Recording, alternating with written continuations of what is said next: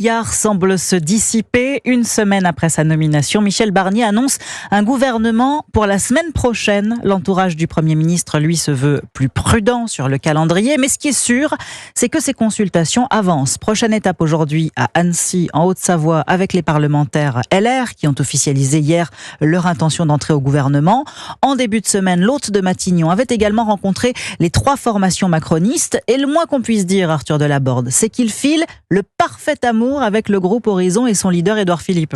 Michel Barnier s'est dit ému par le traitement que lui a réservé son prédécesseur à Matignon. Sur BFM TV, Édouard Philippe n'hésite d'ailleurs pas à apporter son soutien au nouveau Premier ministre. Michel Barnier, c'est un homme expérimenté, méthodique, droit, qui sait ce que c'est que la discussion et le compromis, qui sait être ferme aussi, qui rassure nos partenaires européens. Dans cette situation inédite, il est probablement le mieux placé pour essayer d'avancer, de faire avancer le pays. Des amis d'Édouard Philippe seront-ils dans le futur gouvernement ? Bien sûr, répond sans hésiter le Premier ministre. Il n'y a pas de différence philosophique entre nous et Michel Barnier, abonde à poids lourd d'Horizon, qui imagine son parti comme le centre de gravité de la future majorité. Je pense que nous sommes ceux qui mégotons le moins notre soutien, confie un autre proche du maire du Havre. D'autres sont beaucoup plus réticents, affirme-t-il, en pointant du doigt Renaissance de Gabriel Attal et les LR de Laurent Wauquiez, 2 formations qui, à ses yeux, multiplient les lignes rouges dans les négociations en cours pour composer le prochain gouvernement. Arthur Delaborde du service politique d'Europe 1. Édouard Philippe qui reçoit Emmanuel Macron aujourd'hui au Havre.